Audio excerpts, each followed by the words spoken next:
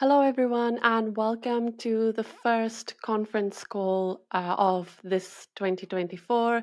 It's great to see all of you. For those who've come to these recordings over the last, how long have we been doing them? 3 years. Welcome back. And for those who have joined me for the first time, it's great to have you here. We have these quarterly calls once a quarter, and we used to have them live, but I now record them and post them for you to enjoy in your free time. Just before we get going, please note that this information in the call is purely for educational purposes. It's my own opinion. It's not meant to be investing advice, and it will be focused primarily on my eToro portfolio, which is my Rubymza portfolio, and it'll be a review of that. We'll start with a short introduction. I'll introduce myself. Then we'll look at my investment strategy before we have an overview of the market as well as my portfolio. And finally, we'll discuss the market outlook for 2024 as well as the portfolio positioning to take advantage of my views of the market.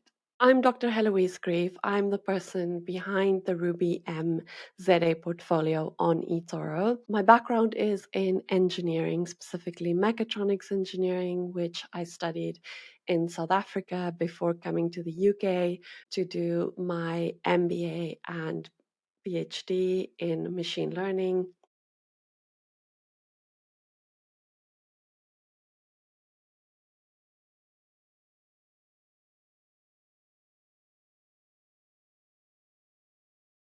I started my eToro portfolio while completing a research fellowship at the University of Oxford in machine learning. And so a lot of my investment strategy uses my expertise, which I've used across many different sectors, and I bring that to my investment portfolio. I've had over 20,000 people copy me on eToro with more than $50 million since I became a popular investor in 2019. Just a brief overview of my own financial journey. I joined eToro in 2016, really in search of my own financial freedom. I wasn't aware of the Popular Investor Program back then, and it wasn't until 2019 when eToro reached out to me and asked me to make my portfolio public and join the Popular Investor Program that I became aware of all of this. And as they say, the rest is history. And I continue to be one of eToro's most copied popular investors. I also do a lot of public speaking events, and last year, like we'll see, the theme in the market, in the media, everywhere has been AI. No surprise. And because this portfolio has been using AI since its inception in 2016, I have had a lot of media requests and speaker events to talk specifically about how retail investors can use this. So last year was a really busy year and an exciting year because this is something that I have been talking for a really long time. Let's have a look at my actual portfolio strategy. So this is something I do encourage people to review when they sign up for copying any popular investor, not just me, because it's important to understand what you are getting into and where you're putting your money. So my portfolio is a predominantly growth portfolio. Most of the positions are long only, which means I don't do any short selling. And I do encourage a time horizon of more than 5 years, which is still relatively short in the world of investing. One of the key focuses of this portfolio, something which I'll also talk about, is keeping a low risk score. So that means on eToro, keeping a risk score of between 3 and 4. And this is a really tricky balance to attempt to deliver the returns that I have, but at the same time, do it with really low risk score. And I encourage you to look at this when you are copying different popular investors, because these different popular investors will have different objectives, and you should see how that aligns with your investment objectives. So, a brief overview of my investment strategy. I have 6 core pillars. The first 3 is what I call the basics. So, those focus firstly on long term compounded growth.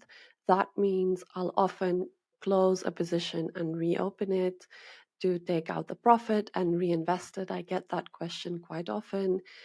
The second is, as I mentioned, a focus on risk management. So that makes sure that we don't get high exposure to a lot of volatility, which has been really tricky over the last 3 years. And finally, using strong fundamentals and keeping in touch with current economic environment. The next layer is what I call uniquely me. So that's firstly using AI and machine learning analytics. As I mentioned, I have a PhD in machine learning from the University of Oxford.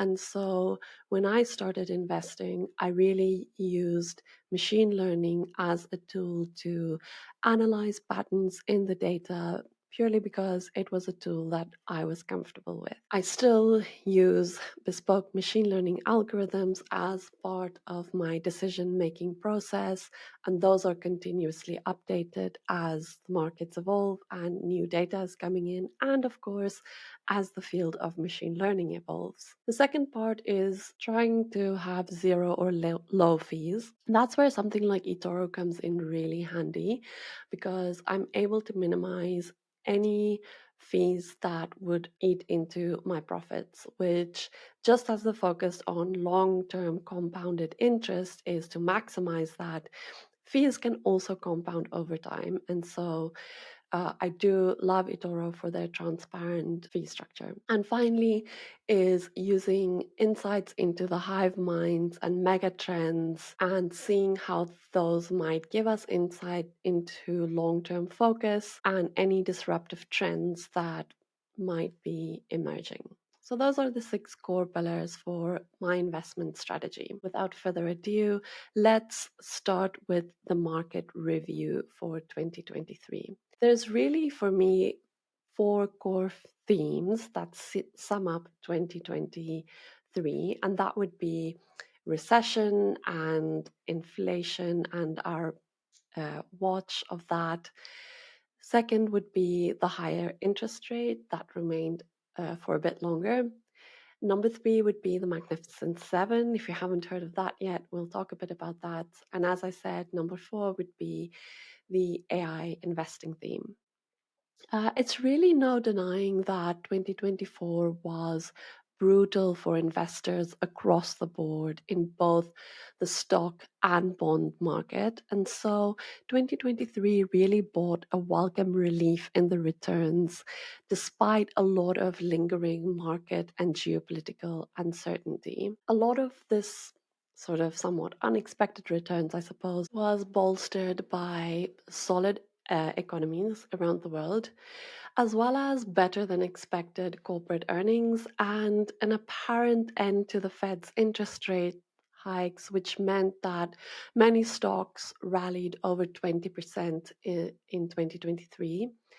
Technology stocks, and specifically growth stocks, jumped thanks to the expectation that the Fed will start their rate cuts in 2024, along with that strong emerging boom that we've seen in the artificial intelligence sector. But in many ways, 2023 was a life lesson in macroeconomics, as we all became very familiar with interest rates, the inflation, the Fed, and to some extent the interplay or lack of interplay between those. Firstly, let's talk a bit about recession.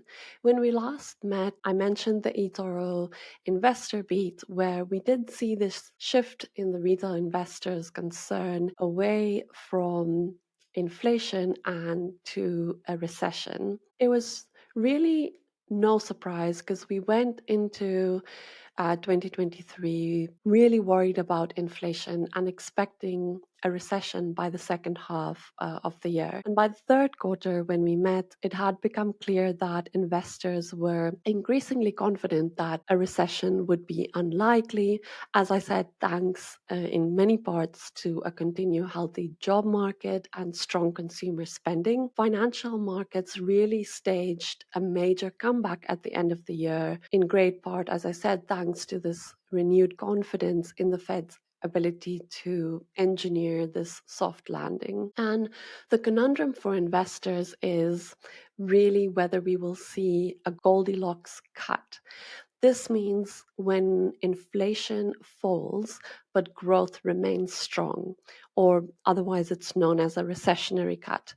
And it's often prompted by policy becoming too restrictive. So this is this very delicate balance that the Fed continues to tread along. And so the answer to that question have major implications for our strategy going into 2024. The question is really on a lot of investors' mind. Are we going full speed, pedal to the metal, or are we slamming on the brakes because the potential risk is just too high? And all of that uncertainty, which we've become so familiar with, remains quite uncomfortable. But long term investors can really be confident in one of the first key rules of the market, which I think we have seen time and time again. And that is that the biggest risk investors face in an environment like this is being uninvested and missing out on the eventual rally. And I'll talk a bit about that when I discuss my lessons for 2023. The second theme, as I mentioned, was interest rates. The Fed really commenced this aggressive campaign in 2022 in order to bring down stubborn inflation and to prevent the economy from overheating. And this really resulted in us seeing the Fed raising interest rate 4 times over the year. Usually, interest rates tend to weigh on prices of stocks, bonds, and other financials. And that's what we saw in 2022 when there was this big downturn. However, there is some good news because at their recent December meeting, officials did signal that there is no additional increases to be expected and that they will likely start to lower rates in this coming year. So this is quite a welcome change from the narrative that we have discussed during our call in the middle of last year when the Fed were continuing to strongly signal a higher for longer policy, which they did end up holding for most of last year and resulted in this difficult Q3 last year as we saw stocks falling and bond yields soaring to their highest level since 2007. So potentially some relief from interest rates is at least on the table. And then the Magnificent Seven. In 2023, the market continued to love their favorite biggest tech stocks. They were previously known as the FANG stocks, so that would be Facebook, Apple, Amazon, Netflix, and Google. All of those, except for Netflix, has almost always been part of my portfolio for the last 7 years, give or take a few periods when some of them moved out of the portfolio. These mega cap tech stocks have now been expanded and are now known as the Magnificent Seven, with Netflix dropping out and the addition of Nvidia and Tesla, along with the original Meta, Apple, Amazon, Microsoft, and Google or Alphabet. Again, all of these are in the portfolio except for Tesla, which in my opinion, if you look at the performance last year, and if you even go further back, Tesla is the most volatile of the lot, in my opinion, and so it doesn't really sit very well in a low risk portfolio like mine. It has been in the portfolio before with some mixed success, and so of the Magnificent Seven, 6 are in the portfolio. except for Tesla. The Magnificent Seven climbed steadily in the first half of last year, and the group, like the broader market, stumbled in August when the bond yields soared, but again recovered when the market rallied in November. It's not really difficult to understand why this group remains so well loved by investors, especially given their robust earnings and the positive interest rate risk. It has become this almost safe haven for investors in this very murky economy, and they did not disappoint in 2023. While these stocks were undervalued going into 2023, given the downturn that we saw in 2022, my assessment would be that after the last rally, they are now fully valued, which means they're neither overly expensive or cheap. And despite this, the market seems to continue quite willing to pay full price. And that, I think, comes down to purely the willingness to pay a premium for quality and certainty in an uncertain market. And so while I continue to hold most of these, I am closely monitoring the market's willingness to continue to pay this premium, and this will likely affect their place in the portfolio in the coming year. So, the fourth and final theme for 2023, the biggest buzzword of them all was AI. And this all launched after the release of ChatGPT a year ago now, which saw the chip designer NVIDIA deliver one of the biggest earnings surprises in recent memory. Investors really clamored to get in on the action, and NVIDIA's stock has surged more than 230% in 2023, while Microsoft, who, as you know, is the largest backer of OpenAI, who's the creator of ChatGPT, is up 53%. Going forward into 2024, there's a lot of speculation about whether this theme has been exhausted and has now become oversaturated. My view on it is that if we break it down into four different sectors, the first being generative AI. As you know, I've talked about this. It was the first place for the general public to touch and feel AI was through these chatbots or generative AI. It was sort of the first time in history where AI got a really user-friendly interface for a lot of people to use. However, on the back end, there's still a lot of hairy coding that is obviously not so user-friendly for people with non-technical backgrounds. So there's still a lot of scope for AI to develop. The three main sectors where I see the most benefit that could still be added is firstly AI software. So that would be enterprise and consumer software being integrated with AI. So that's just adding AI to existing software. We're already seeing it to some extent, but there's still a lot more scope for that. The second would be AI services. So that would be infusing AI into consulting support. And then finally, there's one which is emerging, which I was working on a lot when I was doing patient healthcare data. So that would be the kind of nuts and bolts of the AI, specifically AI data and infrastructure. So that would be, for example, using AI to generate fake data, which sounds horrible, but in some cases, it can actually be beneficial to use those artificial data sets to have more robust models. That is really the sort of heart of AI that continues to develop behind the scenes. And I think those three, which I've put in blue, have not seen their full potential. I hope to see more of that going into the new year. With that, let's look at the 2024 outlook. Inflation and interest rates have become the main driver for stock prices over the last 2 years and will probably continue to be important in 2024. Since the last interest rate hike, however, continuous strong economic data gives reasons to, as I said, indicate that rate cuts are imminent this year, which has given the market a lot of hope.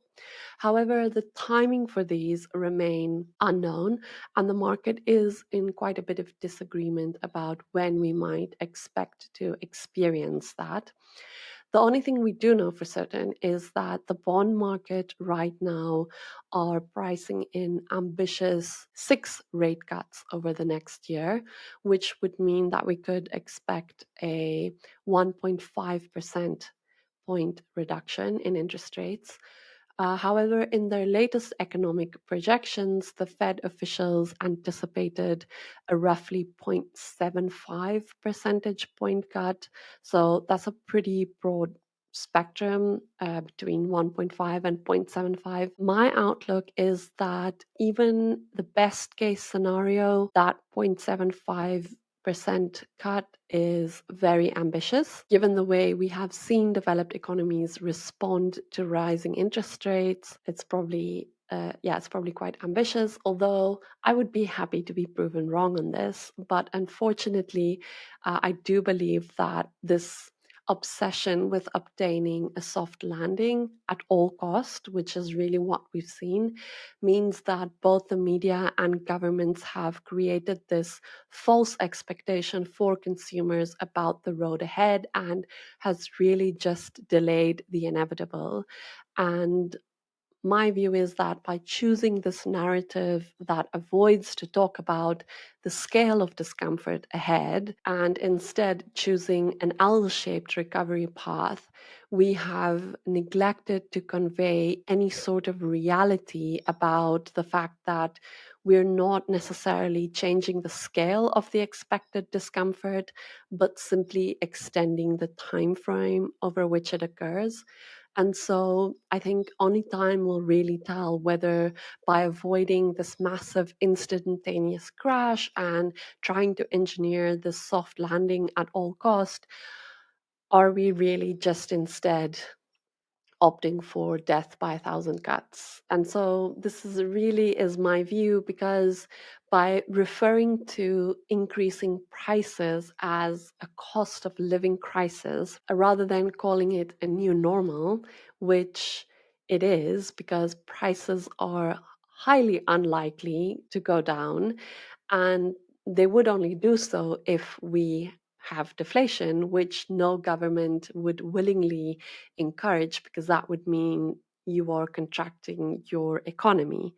And so we have collectively agreed to call it a cost of living crisis instead of accepting it as our new normal, which creates the sense of impermanence for the consumer. And followed on the back of something like the pandemic, which was impermanent and officially lasted only, I think, about 3 years, we're ultimately delaying putting in place more permanent measures because we're constantly dealing with putting in place measures to deal with this crisis. That perhaps is a somewhat contrarian view, which sits quite uncomfortably with a lot of people I know. However, the silver lining here is that the sooner we accept reality, the sooner we can surpass the disarray of uncertainty in which the market seems to continue to suspend itself. I say this because, in great part, that is one of my key learnings for 2023, because for a moment, I got carried away with believing this narrative of impermanence, which meant that I managed my portfolio in that way and held a much larger cash buffer for most of the year in anticipation for this crisis to be over, because it sounded very impermanent. That's really a sort of market outlook and a portfolio lesson all folded into one.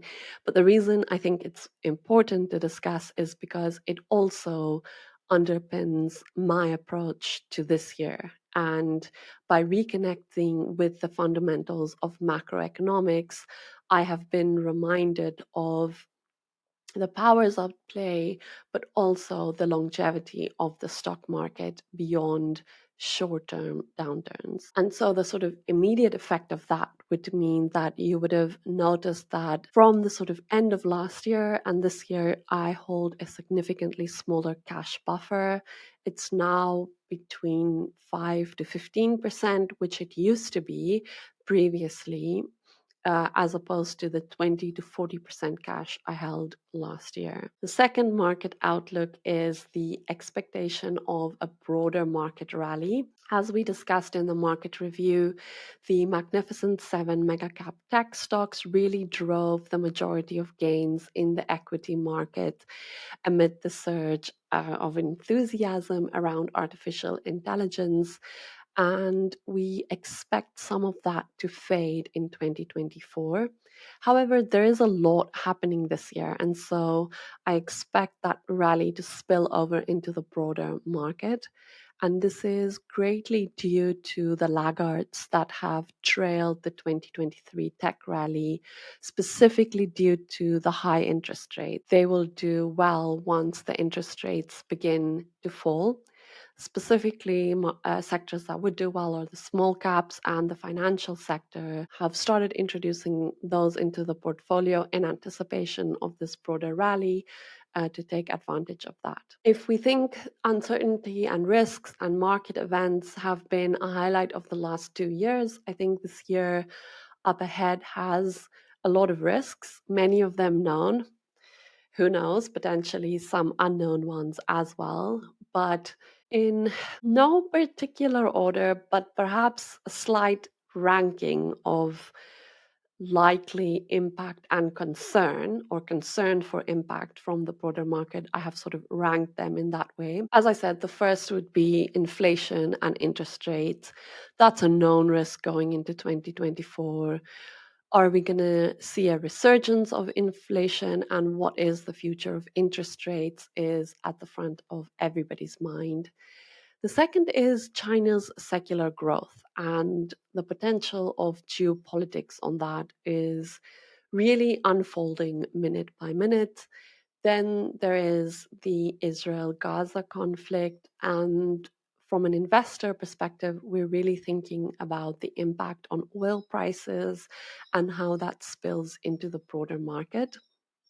Then commercial real estate post-pandemic. Will the impact on that be local, or is it going to be systemic? The Ukraine-Russia war has been ongoing for quite some time now, so is the world ready to accept it as a perma-war, or are we still sort of actively managing that? Then a lot of elections, a lot of big elections this year, the US, UK, and India, and those bring with them a lot of uncertainty coefficient, but also a lot of opportunity for investment. And then the ever omnipresent potential recession and the impact of that, although I've put that really low because I think the potential impact or risk of that is lower down on this list. And then finally, the looming US deficit and disappearing demand. So a lot of things happening in the stock market, a lot of known risks. The great thing about known risks is that we can position the portfolio in a way to take advantage of them, so turn them into opportunities rather than risks. Portfolio performance. So the portfolio performance last year was just over 10% at the close of the market. It was great to have another green year following 2022. The portfolio lagged the benchmark S&P that eToro uses. In great part, this would be ascribed to two reasons. One is over the last 3 years, I have begun to, I would say, almost over prioritize a low risk score, which means we are massively out of sync with this benchmark in terms of our exposure to higher risk, higher return assets. And so I'm working to correct some of that in a way where we can find a balance between the risk score, but also getting greater returns. The second part to that would be, as I mentioned, it was holding this large cash buffer in anticipating this rally or recovery. My approach to that going into this year would be slightly less aggressive in terms of anticipating the recovery with cash, but rather anticipating the rally with adding appropriate stocks. Over the lifespan of the portfolio, if you invested $1 in the beginning of 2017, you would still be ahead of the S&P despite everything I've just discussed. And so I'm exceptionally happy with the way the portfolio is delivering its returns. As I mentioned, risk score has become a bit of an over focus on the portfolio over the last year. And so I'm working to correct that to ensure that we can get exposure to larger returns, but not necessarily compromising some of that stability that we have worked on so hard. So when we went into last year, I had used some leverage, I adjusted that, and we were sort of greatly centered by the end of last year. And again, now we're inching more towards the higher risk, but not necessarily the very high risk assets. And just in this quarter alone, we've already seen that approach pay off in the first 6 weeks of this year. In terms of the portfolio positioning, as I mentioned, we are a bit differently proportioned to the S&P right now, particularly in our exposure to consumer cyclical stocks, which is almost double that of the S&P, and I believe is a really strong play given the current economic situation. Our growth exposure, as I said, this is a growth portfolio, and when we met at the end of last year, we had about almost 40% in cash, and as you can see, that has now all been deployed. Going forward, as always, you know that I will continue to forecast and prepare for volatility. I'll continue to dynamically readjust the portfolio with the cash we have available, as well as keep the portfolio net long. That's one of my strategies. You should always become concerned when your popular investor changes their strategy based on the market if the change is too extreme. And yeah, I do commit to regular and transparent communication. Your expected contribution would be to expect volatility, review your portfolio and stop losses, and consider any deposits, and then be patient and disciplined. You will know that my golden rules for investing is patience and discipline. That is really served me well since the inception of this portfolio, and it's something that I commit to remain true to. All right, a few final notes. Firstly, thank you very much to everybody who participated in the feedback survey that I put out in the end of last year. As far as I know, no other popular investor has done anything like this. It's something I've been wanting to do for a while. I think your feedback has been really helpful in deciding where to allocate resources and what to do in order to deliver the best service for my copiers. So thank you so much for taking the time. If you still want to do it, it's still open. Just head to my page and click on the link.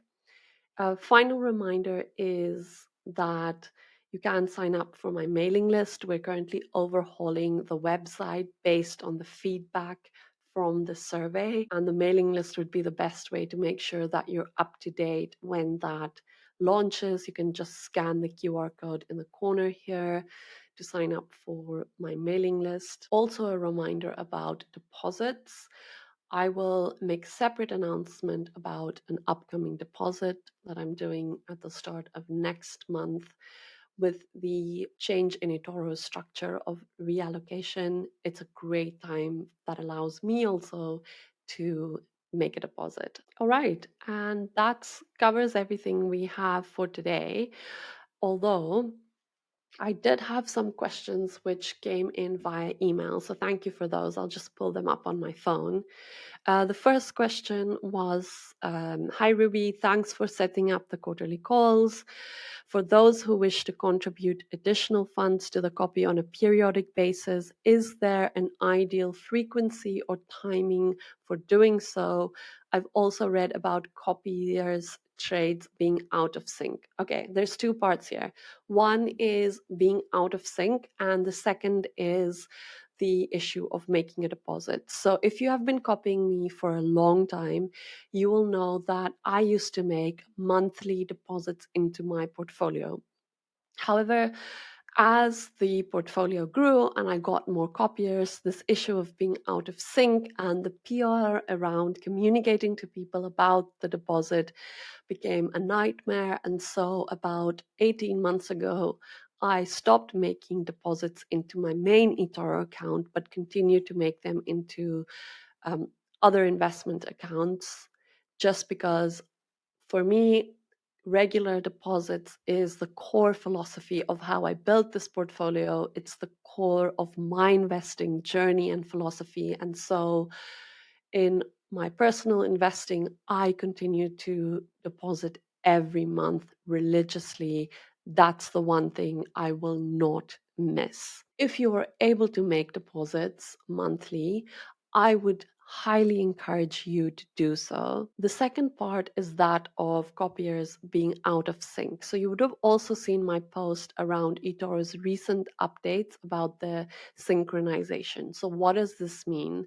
This means that the platform will now automatically sync your proportions of stocks with that which a popular investor holds based on the value of the current value. And so that means if a popular investor has held a particular stock for a long time and it's over time grown more than some of the other positions in their portfolio and therefore takes up a larger proportion of the portfolio, you would be in line with that rather than the initially invested proportions, which is great.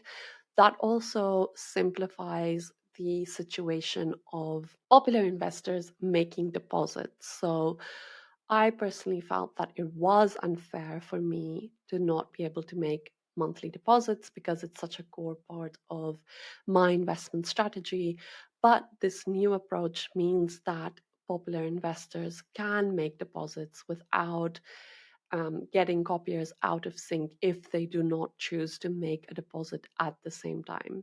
And so, in the light of this new rollout coming, I will be making a deposit into my account at the beginning of next month. And I'll do a separate post about that because it might get lost in the back of this call. So do make monthly deposits if you can. The new system takes care of all desynchronization that could potentially happen. I personally think it's an immensely valuable habit and one that every investor should follow religiously. There were some questions about market predictions and how major indices will perform this year and how I plan to invest. I hope I've answered that in my outlook of the market, which is quite in detail, as well as the portfolio positioning. However, if I haven't, please add any more questions to the bottom of this. Hi, Heloise. I wanted to understand why you close and reopen the same positions. I thought this was a strategy to synchronize the new copiers, but in the light of the new eToro update, which proceeds with the dynamic synchronization of the wallet, I don't understand the usefulness. I have always closed and opened positions, and that's purely because I'm rebalancing my portfolio. So, for example, what this means is that if I want to have exposure in the portfolio, this question specifically references Microsoft. If I want to have an exposure to Microsoft of 5% of the total portfolio value, Microsoft did really well and they grew. So I closed some of those positions in order to take out some of the profits, but then put those profits back in. And so this is just me rebalancing the portfolio. It's something that I've done even since before I was a popular investor. it for me doesn't really have anything to do with the synchronization. And then there is a lot of questions about why, if the indices are at an all-time high, is my account still in red? On your eToro Popular Investor dashboard, you can see the percentage of copiers who are profitable. Just before hopping onto this recording, I checked that, and as of 9 February 2024, that's at 94.99%, which means 94, nearly 95% of my copiers are currently profitable. That doesn't take into account how long you've been copying. It could mean that you just became profitable, but it does mean that there's still a percentage of you who are unprofitable. Remember that this is a long-term portfolio, and my mandate when you started copying was to say to copy for at least 5 years. But unfortunately, there is a really small percentage of my copiers who are still in the negative. And as I said, the only thing that you could do wrong at this point is to be uninvested. And so remember the old saying, it's time in the market rather than timing the market. So I am doing my absolute best to continuously change the portfolio positioning to take advantage of every opportunity that's available in the market. With that, thank you very much if you made it this far into the meeting. If you have any other questions, please send them to me. We have released our email address on the website. You can email me. Some people write to me on LinkedIn. I'm not that great with Instagram and other social media, but we are trying our best to spread our resources to cover all our bases. So yeah, please write to me or comment if you have any questions, and I will do a separate update about what is Greeff Invest and what are we up to, because that's a really exciting development as well as the upcoming deposit. And if I don't see you in between somewhere online, I look forward to seeing you at our next quarterly conference call. I wish you all the best, and thank you so much for joining.